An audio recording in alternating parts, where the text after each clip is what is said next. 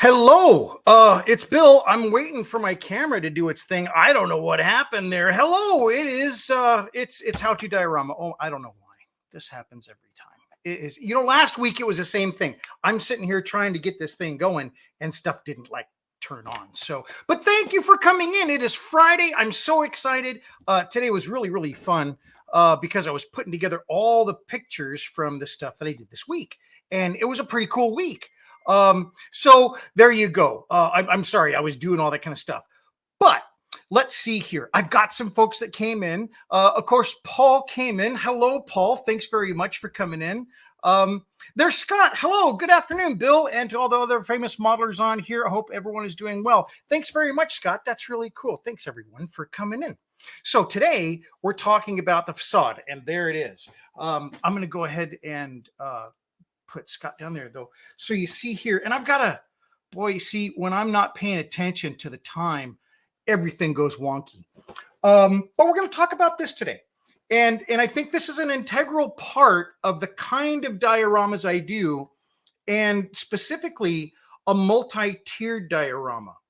Because when I do dioramas, I do them in such a way that it really makes sense to be able to take them apart. So I do them in, like modules, or,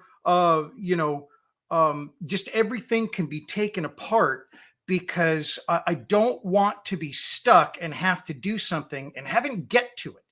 If a light goes out or if I want to make a change as I'm building, this modularity that I use in building them makes it so simple. But when you're done, you've got this stack of foam or whatever your construction material is, and it's a little unsightly. So a few years ago, about 3 years ago, was the first time I did this, and I really like it now. And what it is this is MDF. It's a medium density fiberboard. It's a 1/4 inch thick, so it's pretty heavy stuff. That's the other thing. These are large dioramas, so I'm not as worried about the weight, but it can get a little heavy, especially this MDF. I haven't weighed it. Maybe I will down in the future, but I'm not done. So I'll wait till I'm done. I'll weigh it, but it certainly adds to it.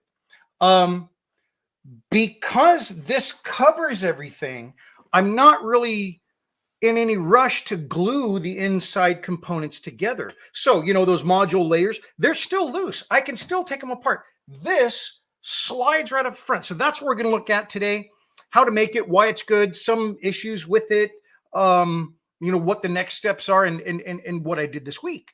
So I'm going to get back to a couple of comments here.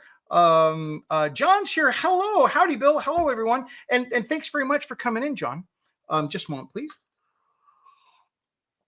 But I want to go to our slides, because our slides are kind of going to show the story of what I did this week, and answer some questions probably, and I think give her probably a better visual illustration here. So where are my slides? That ain't my slides. I got to find my slides. That's what I got to do. So while I'm doing that, I'll bring you back and maybe talk. So what I was doing right before this was I was trying to figure out what I'm going to call some things.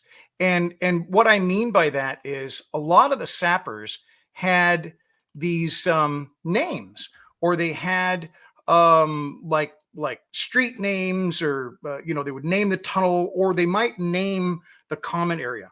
So right before the live stream, of course, the perfect time to do it, I dive into looking that kind of thing up. And so I was not prepared. But here are the slides I would like to show you. And so let's do that now. So this is with the facade on. Again, as a reminder, this is prior to the facade. This is a World War I trench diorama, started in July. This is the 20th week that I'm working on this. So this is week 49, or no, week 40. No, it's not. It's week 49, and I started at week 29. So yeah, it's 20 weeks. It's about 3 things, maybe 2. Basically sappers, the Anzac miners that they brought in to work in the tunnels in World War I, and the Livens large gallery flame projector that was invented in 1916 by Captain William H. Livens. So this is the large gallery flame projector, and this thing was 56 feet long. It was placed in a tunnel, and that tunnel underground was dug toward the German lines. And then when it was in place, I'll go back to it real quick, sorry. On the right-hand side, that is the nozzle that would extend up out of the turf and point at the German lines and unload 16,000 gallons of a mix of kerosene and diesel. So it's a pretty devastating weapon. My diorama on the very bottom level, that is Captain William Livens' test lab. The middle level that you can see now, I think much more clearly defined with this facade on it. That middle level, that's where the Anzacs are. They've got a common room there, and they've got a tunnel going off to the right that wraps around the side. And here's that same, those levels. So the middle level again is the Anzacs. It wraps around the side of the diorama. The bottom level, that is Captain William Livens' lab, where they're actually busy building the machine. I don't have the lights on in these pictures. It just got a little bit too difficult to get that going, but I'll show you where I'm at with that. I do have all the electrical in. And then here's the other side. There's Captain Livens' lab, and then up above the trench. So, this is what it's all about. And I think by putting this facade on there, it's easier to see those things. It creates a separation. We'll talk a little bit about that a little bit more later on, because I think it did something that I didn't quite expect. And I'm going to see if I can preserve that. And again, it's the separation. It looks like the levels, there's a little bit more space between them. Now, I hope that's not just the color. I hope that's also just the smoothness of the wood here, helps to create that separation. And like I say, I think that it just looks like it's a little bit further away, the middle level and the bottom level. To the mind's eye, as you're looking at it, it just gives that impression that there's more distance there, which is great. That's what I want. Now, in scale, this thing is like 35 feet underground. So it's really got some good scale to it, and it's got some really good relative distances between them. These could support them, maybe not directly above each other like two tunnels. You don't necessarily want two tunnels right above each other, but by having that separation with the facade, I think that helps. So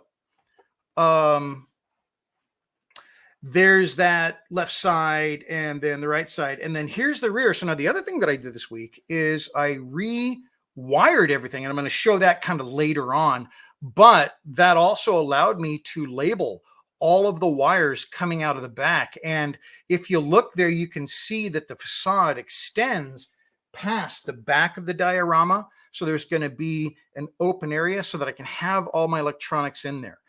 There's some more things that John Robeck and I have been speaking about, and I've shared it before, and so that I left room to make that happen. So, and that's just some lighting that's going to show up. So really excited about that. Okay, next, when I put the facade on, I had to modify the diorama, and that's these cuts. You see these big cuts into the foam that can't be seen, of course, but it's really important because when I build the facade, it is, it's MDF. It's pressed fiber board is all it is. And so there's not a heck of a lot of strength in it on a corner. There's just not a lot of a glue surface. So what I do is I put these little corner braces in and I glue them in. And that provides a heck of a lot of rigidity and stability on that corner. The nice thing is that flat side and being a 1/4 inch thick, that does give it quite a bit more strength on those corners. And you see, I put them in there as many as I could. The bottom one didn't get one. It could use one, but, and I might put one now near the bottom as I go forward. The next thing I just wanted to show you is how, I cut these sides out. So I just took a piece of paper. This is like a newsprint, relatively thin, and placed it over the side of the diorama. The diorama, everything's out of it at this point. All of the levels, all of the individual components, everything's been removed. It's taped together, in its form.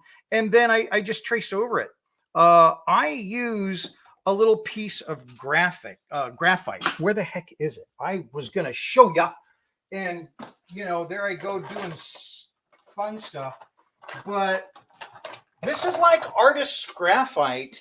And I think it's pretty useful because it's literally just like a bar of graphite. It's pencil lead, and it allows me to do this. And I've used this trick a few times when I'm trying to get the surface and it's just all crazy. Now, I did some drawing on this stuff before I cut it out. I said I straightened out this line or something like that.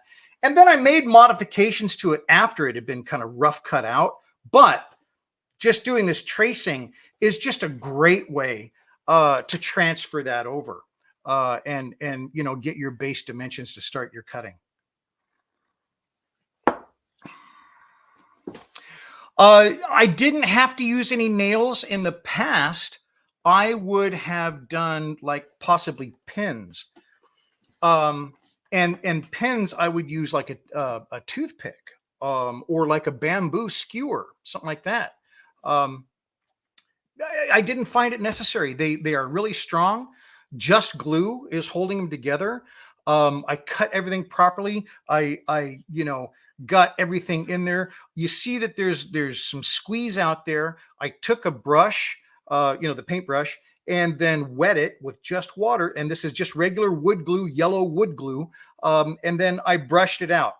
I also brushed it out to kind of, widen the footprint of where that glue is going to be around those joints a little bit, and then as it dried, it made it very, very stable. Now, there's a lot of stuff that has to go into this. Not all those lines are straight. There, there's a lot of stuff that's going on in there, and there's some problems that I ran into, and I think I'm going to show that here in a second. This corner is kind of a problem area.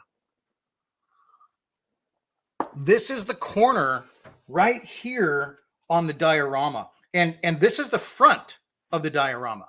So this thing is going to be very, very visible to everybody that goes to see it. So I got to figure some stuff out. I've got a couple of comments here, so let me see if we can get there. Hey, First Last is here. Thanks very much for coming in. Hey there, another Friday I get to watch. Good stuff. Thanks very much, First Last. That's really cool. And then John says, graphite good for gravestone monument rubbings too. And every time I do this, I hear John Williams, the Indiana Jones theme, from Last Crusade. I totally, so anytime I do these rubbings, it's fun. But yeah, you can use colored chalk. If you don't have this graphite, colored chalk works great. But if you can't find it or you don't have an art store nearby, you can also get like a construction pencil. It's like flat, kind of, I don't know, that kind of a shape, in the US at least. And those have a huge lead in it, and you can like take the lead out of it. Got to be careful, but then you can get a big piece of lead, and that would be great for rubbing too. So thanks very much, Sean. Okay, so this corner, what happened was when I was building this corner, I just got a little bit too close. This was like a late thing. This is the lift room, and that lift room handles a little lift that goes in here, and it lifts it up and down. So there's a windlass that a couple of guys got to be on in here. And so I needed a little bit more room. So I really built this thing to the extremes of what this little area can handle. So that's what I'm dealing with here, is trying to get a structure around that doesn't make it flimsy. Or look bad. So my options are kind of, well, at least I've got options. This is the other side. This is on the side of the trench itself. See, I got really super close there. And then on the top, I want to have the soil seen on top. I don't want the soil to be behind the little facade. So I either cut the facade away, or I raise the ground. And I think I might want to raise the ground. I think raising the ground might be the way to go. I don't have an issue with that. I like variations of terrain and elevation changes. It provides a lot of stuff. And if you notice that corner, there's been a splash there. So there's been a small artillery hit there. And so that means with that, I can maybe come up and have a little bit more of a crest around where that splash mark is. And that could solve the problem for me. So it's just, I think, as you're doing this, you got this idea and you put the stuff in here, and each little element that you add to the diorama has an effect on at least some part of the diorama, if not the entire thing. And, earlier this week, I was talking and typing, I say talking, but it's like texting online and stuff like that, and different comments about different things. And one of the comments I made was, I think it would be very cool to be confident in your ability. I think I talked about this last week too. Confident in your ability to be flexible, and the flexibility in your mindset to be able to make those changes as they come up and not go, oh no, and it's just like this big thing. I'm not to say those moments don't happen. They certainly do. And like, oh, geez, what the heck am I going to do? But I really do try to think about, look, this is going to happen. It's just, it's part of the process. I'm working without an overall plan here. The only plan is up here, and the idea of what I'm trying to accomplish here. Nothing is really written down. So for me, that flexibility and expecting the unexpected really helps me weather and not dive into this emotional pit because oh no, what am I going to do? And I don't know. It's just the exercise is to solve these problems. That's kind of how I look at it. So maybe, and that was, one of the posts online that I was referring to was about, what do? You the ideas aren't coming or whatever. So anyway, that's just one of the things that I do. And that may be helpful for you. I don't know. So let's go back and look some more pictures. So that is also a problem area on the right-hand side. Okay, so I swapped way too quick. This is a little bit of a problem area right here because I've got some detail hidden back there. So this is too thin to really go any thinner. So I'm going to have to do something with the diorama itself. I don't know what yet, but I want it to look right. I don't want it to look like, oh, that, I don't want something to stand out and say, well, that didn't come off, because that really could distract somebody that's viewing it away from the stuff that you want to show. So it's not really such a perfectionist thing that I'm trying to get across. It's making sure the illusion is complete. I guess that's maybe a better way to say it. I'm not trying to be perfect. Absolutely not. I just want everything to work. And that tells me it just doesn't quite work. So I'm going to make it work. Okay, back to pitches. So that top, that's what I was just talking about. New areas to detail. Now, once this thing got to this point, that's one of the funnest things about it is I have completely new areas to do that high detail. I have this area, and before the facade was on, it didn't really feel like this was its own area. It somehow felt homogenous with everything else. But now, to me at least, it feels like a separate area. And I like doing that. I like having these separate areas. This is just I guess taking the background out didn't help this picture at all. I think it kind of makes it look funky. But this gives me these new little areas to concentrate on. And it helps me kind of not get overwhelmed with the whole project. I've done a fair amount of work up here, but every time I reference this, I say, now we can start on the top. Well, it's like, wait a minute, you already started on the top. Well, yeah, I did, because I did a little of this and a little of that. But now that I'm diving into this thing, I see that I've got all this fertile ground to do all this cool stuff. And so it's really exciting. And by having it broken down into like little areas and little, this is a separate thing to look at because it's how it's seen. It's how somebody's looking at it. I can kind of treat it as a little vignette all on its own. And that goes for these areas, that are down inside. I've got an overall trench. You're looking past the stuff on the left. But if I look at the left, then here's a little story right here. These are going to be 2 bunks. I've already got the people for those areas.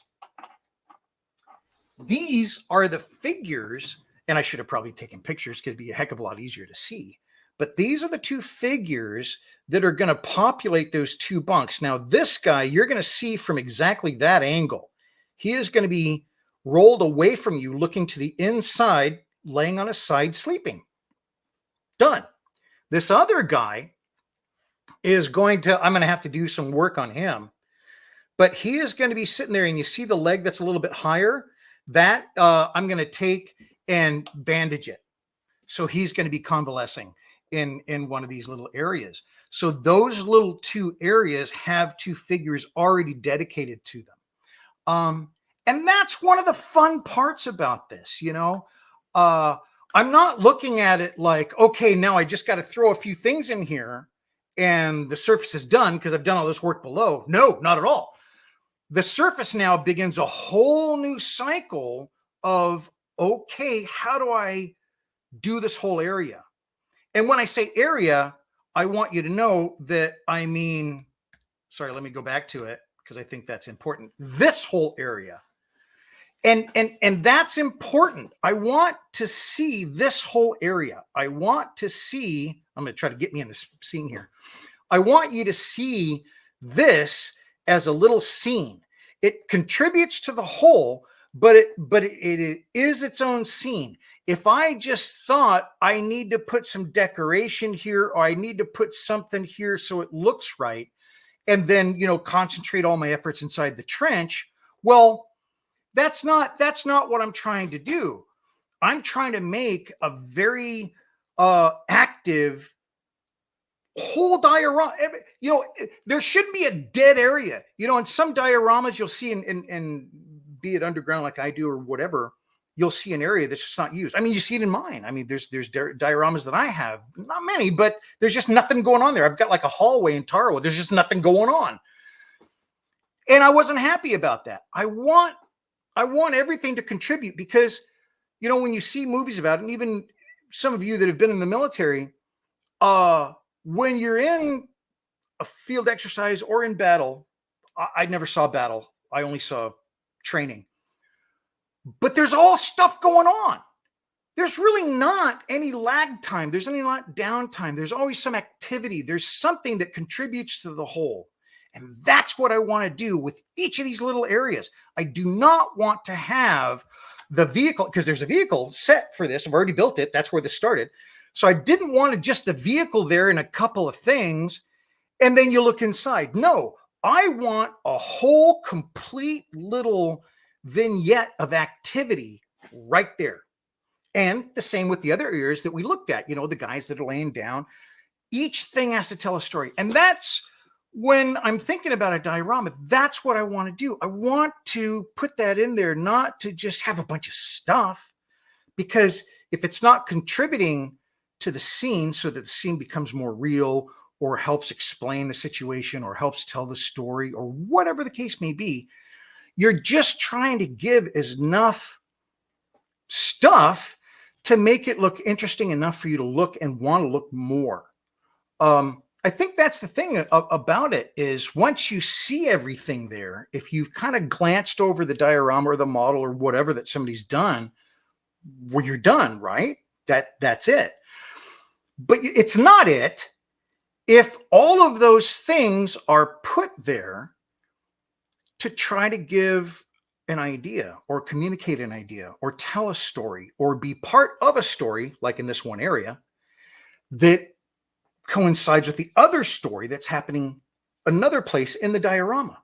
or heck, in a separate diorama, which would be very cool. I've been wanting to do that. Mrs. Modelcraft has said, hey, you should do that. We've talked about it before on past live streams, which would be very cool to have 3 different dioramas, and they all, you know, interconnect in some way.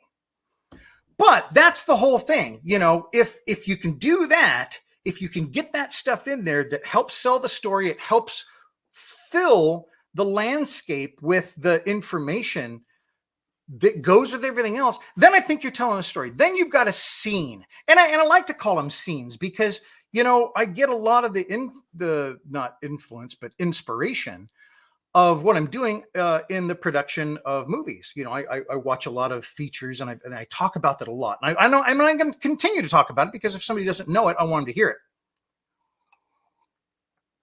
But in special features, they're doing much the same. Well, I'm doing much the same as what they're doing is what I should say, because I watch these and they say, that's what you're doing. You know, you're trying to give a rich background experience that doesn't detract to it. So it adds to it. You know, it helps reinforce the imagery that you're trying to present. And then your actors are working within that space. I'm doing the exact same thing, no different whatsoever. I'm doing it with lighting. I'm doing it with details. I'm doing it with position and composition. I'm doing it with the activity that I try to mold them into what they're doing. I'm literally trying to make a scene. So think about that. You know, maybe that's just a different way of looking at it when you're trying to figure out how you want your diorama to go. If you're trying to communicate an idea, that's a great way to think about it. Create a scene that everything in that scene goes forward to enhance and give that idea life of its own. So let's go ahead and look at some more of these. So I'm going to be thinking of scenes for all these little different places now on the top, to include modifying the top. I've got an idea, and this picture didn't come out good. Let's try this one. This is basically looking at the middle, and I'm gonna show you here. It's basically right here in the middle on the front. I'm going to call this the rear of the diorama. This is the front of the diorama. This is, you know what I mean, like the western front, eastern front, whatever. So that is where we're looking at here in the picture. And you'll notice that on the right-hand side of the top of the picture, there is some of that weaved willow to hold back some of the dirt. And then to the left of the picture, there's some weaved willow.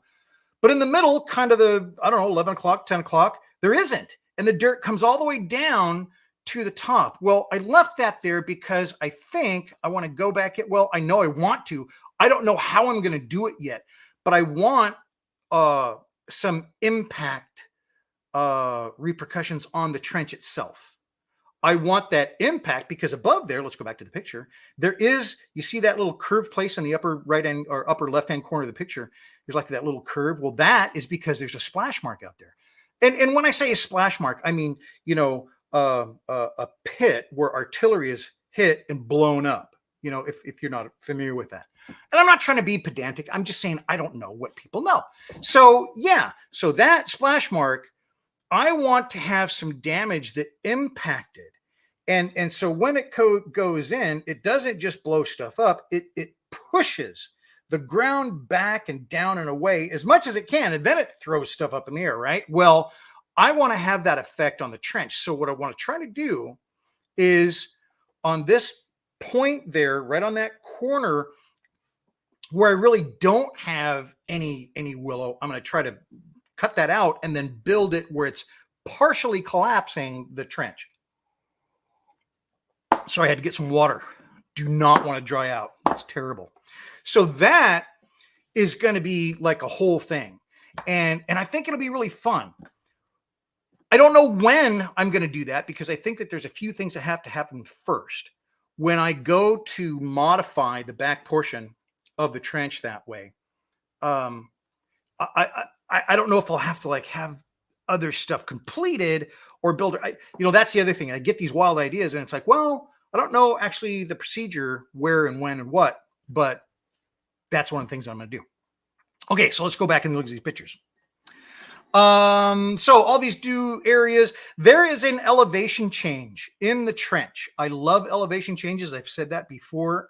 In my other trench, I had the same thing. So I want to have a very slippery downslope with like stairs that have been there, some attempt at stairs that's failed. That's the other thing. This is going to be a lot darker, not like an emotion, but darker in color, physically darker.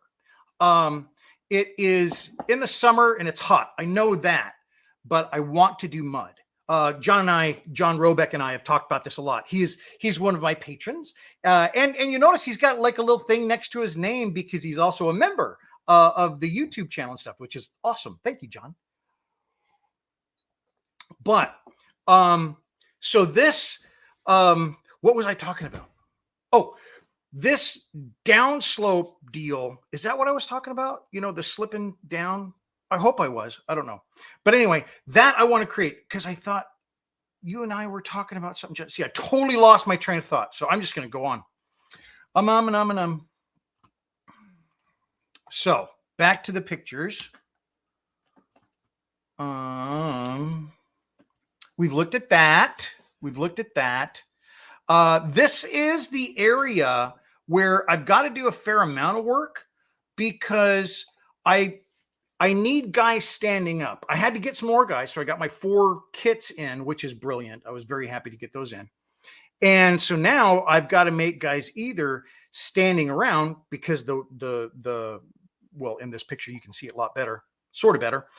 In this picture and that picture, you can see the windlass. It is locked. I've got it in the lock position. So I want a couple of guys that are typically, tasked with moving this thing up and down, standing around talking. So I needed that. So I've got new figures. I got 4 full kits. I'm going to be doing figures there, and that'll be a lot of fun. Okay. This is what I was kind of talking about before, greater separation. I believe, and I hope that I don't lose it when I paint this, because I will be painting this facade. I typically paint it black, but I have tried other colors, but I've always gone back to black. But there seems to me a better separation between the middle level, the top surface, and the bottom level. Visually only. Obviously, nothing has changed.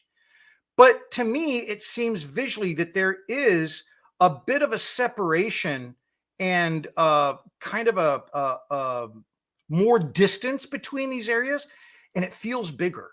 It just feels like the scope of what they're doing underground is bigger. I didn't have that before. When it was just in there, it didn't do that for me. So I'm really happy with that. This is what it looked like before, without those little cuts, in the corners for the supports that I did. But I still think it looks a little bit bigger that way. Okay. Names for tunnels and areas. So this is what got me to start late today. This is going to be fun because the very first place that I think I want to see a name for something is like this entrance right above. So what I'm talking about is right here. This is like the entrance to go into there. The next thing is on the inside where you can kind of go out in and then double back into this lift room. The lift room, that'll have to have a name, a placard, something like that on the inside of the trench there. Then as they're coming down, there's going to have to be a name in here to get in this Anzac common room.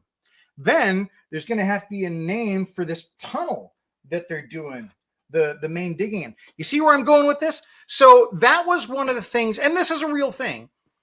While they were digging these tunnels in World War I, it was important to be able to know where you were.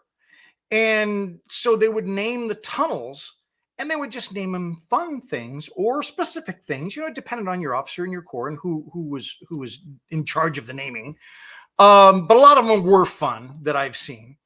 And so those names I want to put on there, but I don't want them to mean nothing. Remember, this is in wartime. These are people that have been taken from their homes, taken from their homeland. They're underground, and you've been said, name that tunnel, right?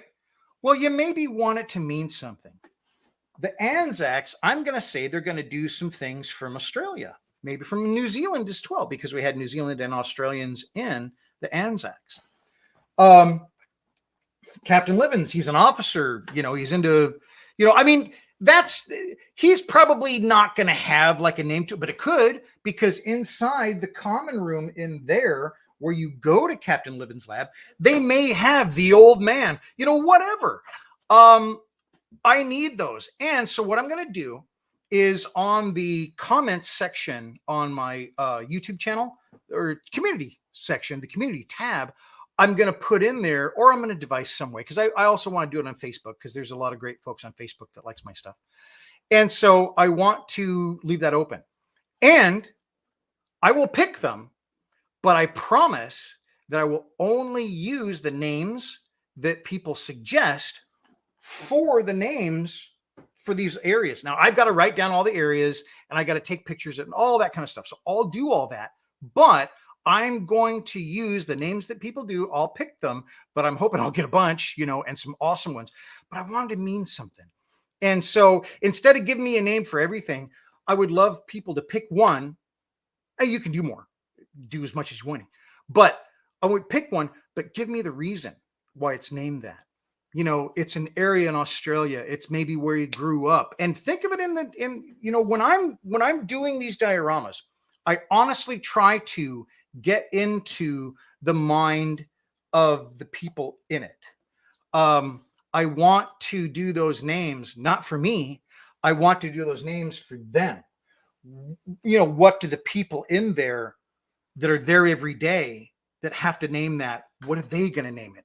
And again, the reason why. I'm not giving anybody homework here, but it's like, because that's where he was born. Perfect. That's where he kissed his first girl. Perfect. That's, where their home base was, where they all shipped out. Perfect. That's the kind of thing I'm thinking. If you want to write a tome to go along with your explanation for it, that's fine. But then I will pick from those. And those are the names that I'll put in there, and I'll make little signs, and I'll hand paint them, and then we'll put them up in there. And I think that would be really fun.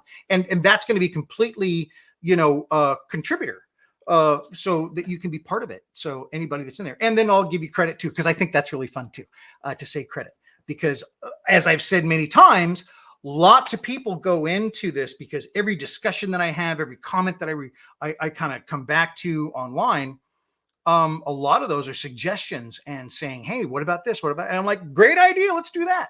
So this is kind of a community build. Okay.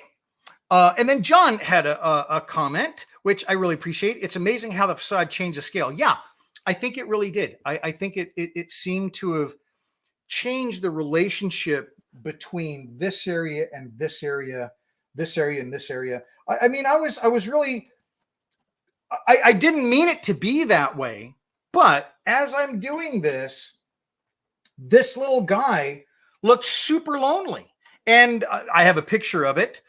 So we'll go back, but that little guy just, to me, looked super lonely down there. And that was the first thing that said, like John said, it kind of just changed the scale. I didn't get that feeling that he was down there alone until the facade was on there. It just didn't something. And again, I hope that's not just the color of the MDF, because it's starkly different than everything else is like a darker tone. I hope that's not the issue, because I will be painting this, and it's most likely going to be black. I like doing it that way. It's just my process. And so I think it looks good. I just don't want to lose the effect that gave, because I really like it. I think it's very cool. And that's one of those happy accidents. I love happy accidents. I get a lot of inspiration from stuff that it's like, oh, wait a minute. You're doing something and it's like, oh, wait a minute. That I'd never even thought. I mean, it could be like I laid something on something else. I was like, oh, I never thought of that. It's just that simple. And then, the ability to go with it, the ability to just like jump on that thing. That's pretty exciting. That makes building fun. So anyway, let's go back to this. I'm jumping all around these.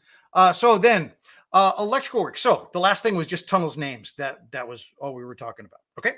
So next was the electrical work that I did. Now, each of these components has now one of them has three, but just like one lead coming off of it. Previously, and I'd shown some pictures, it was just a tangle. And if this looks like a tangle to you, you're not off.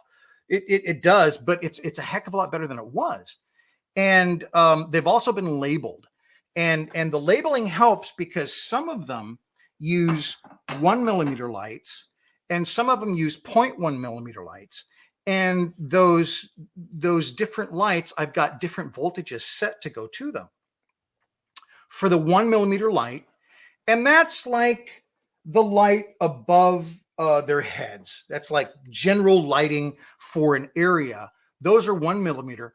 Those are set to 2.9 volts DC. The other lights, like along here and along here, those are 0.1 millimeter lights. John Robeck turned me onto those. They're great lights. I run those at 2.6 volts DC. And the difference is noticeable. And it's very important because I want this to be darker. I want this to be pretty darn bright. You know, it's a common area, but I really do want this to be darker. And those small LEDs, they're so small that if you had the same voltage, they're almost as bright as those 1 millimeter. So yeah, it could lose it. So I went through, or it could lose that effect is what I mean by saying losing it. So I went in and then, separated everything, got them all rewired. Here, what I'm doing is doing the 0.1 millimeter lights, the smallest ones.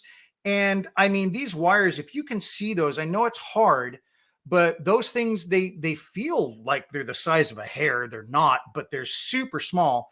But the other issue is, you see how they're exposed?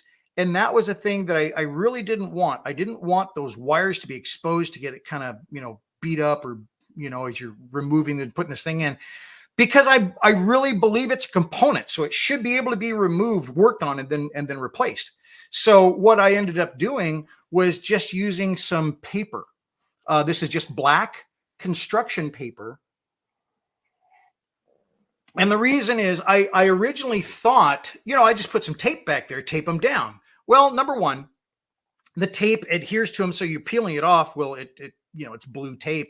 It comes off pretty good, but it still sticks to them. These are really tender wires. I don't want to stress the wire. Number two, I've got specifically between each board, I've got little gaps. I did want gaps between the boards.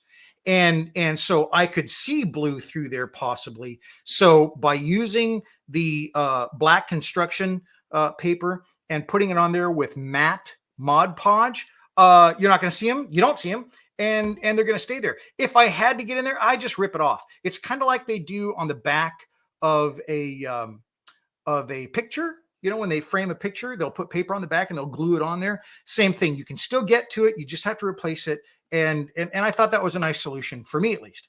The other thing is I spent a lot of time, once I had got my resistors in there and stuff, in routing the wires in such a way that they're not going to get damaged, that they're going to be easily accessible. They're going to stay where they are. I can, the whole thing about this is, I keep my dioramas, right? I have every diorama almost that I've ever built. The ones that I don't have are like to my nephew or family.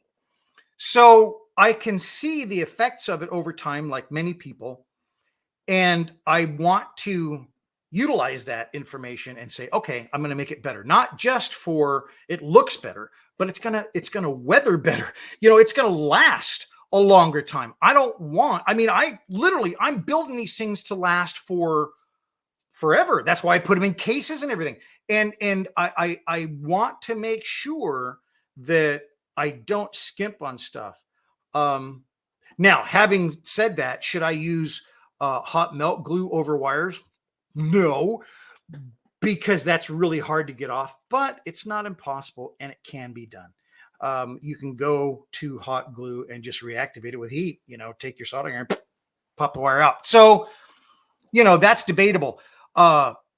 that's my goal. Am I doing it the right way? I'm not saying I am, but that's my goal, is to make sure that it's gonna last. And so I can kind of look at them. I can kind of see what stuff, over time, wire flexing, or if a wire moves or something like that. That's always bad. Um, and or as you move it, or even jostle it in transportation. That's the other thing. If you've got wires moving like in your vehicle, and they're possibly moving like that while you're transporting it, even though you're not taking the components out, that could possibly cause a short in the future. So I'm really trying to be careful and cautious of that. That's why the paper there, I don't think the paper is going to be an issue. Whereas the wood may have been, and against the foam. So anyway, that's what I'm trying to do. And John says, what type of hot glue do you use? I see you using it to hold wires in place. Any issues with it? No, and that's a great question, John. I use the lower temperature, and that requires a lower temperature gun. So it's a combination lower temp glue, lower temp gun. I think I've tried regular glue, and it doesn't work so well. But it's from Woodland Scenics. It's lower temperature. And I think if you get like a kid's model, they're lower temperature too. So you don't have to get Woodland Scenics. But the nice thing is it doesn't melt the foam. So it's low enough temperature that doesn't melt foam. Regular hot glue can melt foam a little bit and distort it a little bit. But that's what I use, is the low temp Woodland Scenics.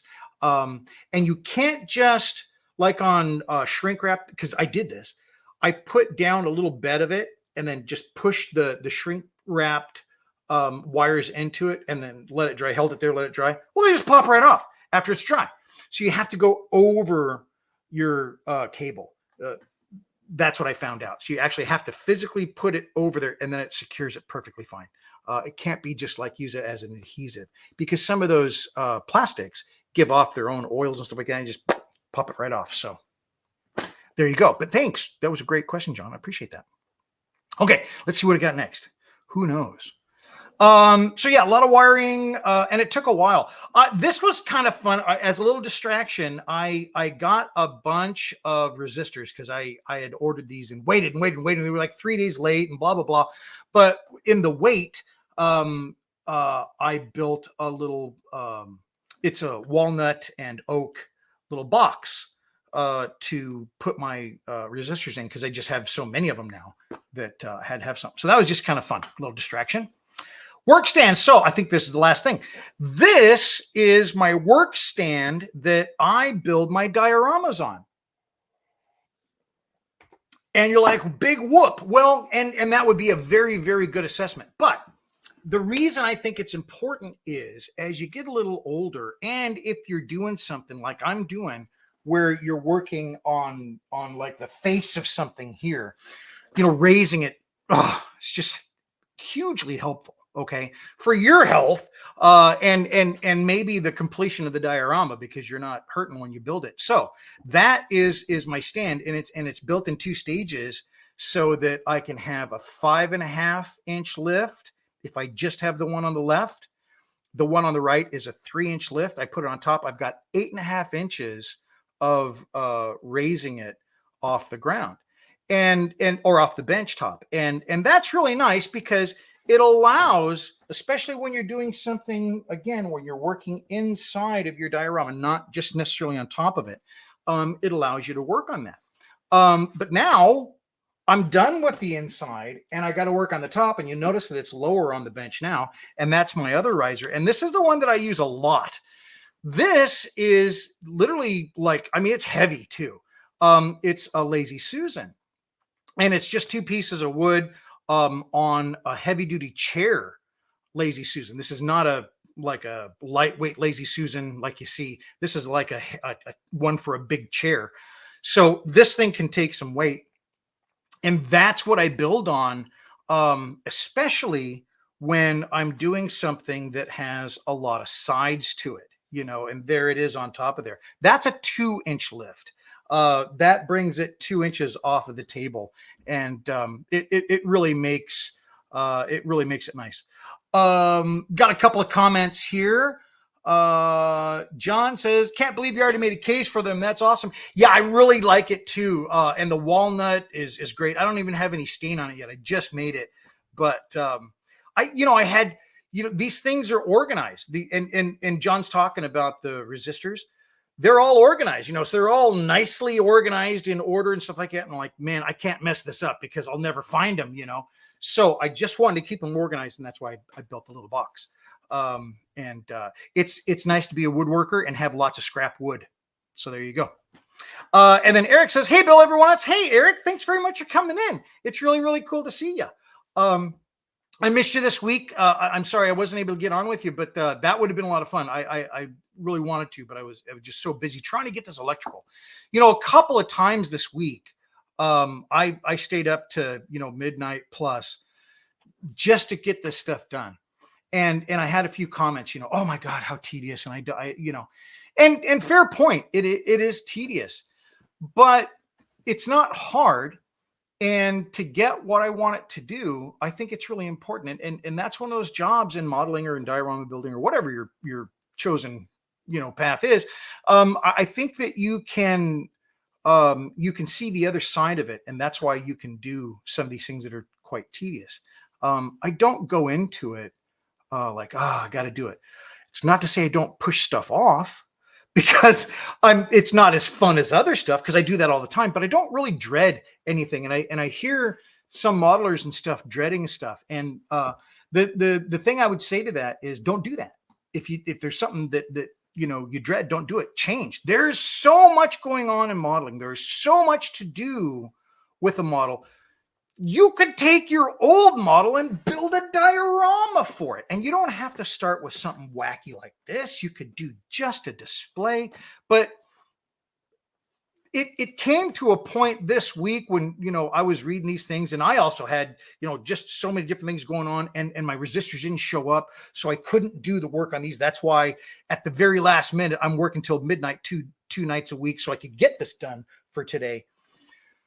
But I still had a great time. I built that little box, I did the facade. I did all that kind of stuff because there's so much other stuff to do. I like that about a diorama. But if you're not building a diorama and people talk about shelf queens and stuff like that, or something I haven't picked up and done for a long time, oh, heck, do it. It's great. I'm telling you, every time I've gone back to something old with a sincere interest in finishing it, because I've gone back to stuff old and I'm like, I don't want to do that anymore. And still, but when I've had a sincere wish to go ahead and do something with that, or I've got a new idea to take it maybe a little bit further, or I finally figured out that one thing, that I couldn't do the first time, it always seems to come out way more awesome than I thought. And I'm absolutely sincere in that. I'm not just saying that. I have picked stuff up that sat around for 2 or 3 years and painted it and loved it. And the reason I stopped is because I was painting it and I didn't love it. So that kind of stuff is fun. So anytime you hit those walls, or you hit those hard parts, just shift a little bit. If you don't like doing something, don't do it. Or, the other method is, because, the face painting thing. I was never a huge fan of face painting. I tried different things and I listened to more people, and thankfully they gave me great information, and I totally got better at it this last time. And I'd been pushing off painting faces. I'd been pushing off doing figures because I was like, meh, I don't like that part and as much. And I found out that just by switching a couple of things, now I really like it. So, I just wanted to say that. I'm not trying to be Uncle Bill giving, advice or nothing. I'm just telling you what I'm going through, and maybe it has some help for you. There you go. Okay. So where are we at? We might be done. I'm going to go look over here. Let's see what we got. I got that. Yeah, look at that. See, I'm like a prophet or something. These are my patrons, and there's something else that's really cool. All right, I got to tell you about this. This is rad. So yesterday, a friend of mine in Australia goes, isn't there a donate that you can put on your YouTube? I'm like, yeah, well, I'm not quite at that level yet or whatever, because I'm like this close to be like full monetized, all that kind of stuff. And he goes, I think you can put that on there. I said, I don't think so, but I'll check it out. You totally can. So there's a donate now. So now I'm not saying that because I'm just shilling for myself, but I am, because this is my job. So the cool thing is you can do that now. You can just say, hey, thanks, and hit a thanks, or you can become a member. And I'm still trying to get new things in the membership area of YouTube. Now, aside from YouTube, I have another side, which is my Patreon, which is this. And that I have some stuff already set up where you can have a level where we do one-on-one stuff. We have the group builds on Friday nights. We have it, once a month for some folks, every Friday night for other folks, and just a lot of other stuff. The one-on-one stuff I really enjoy. John and I do it a lot. Ev and I have done it. Daniel and I have done it. And the one-on-one is really fun because we're talking about your diorama, what you want to do, and how to get there. That's it. And it's a lot of fun. So if you want to check that out, that's all I got for today. I hope you had a great week. I hope you have a great weekend coming up. I have an IPMS meeting. I've been going to those a lot lately. Just so busy. So I am doing this last one of the year.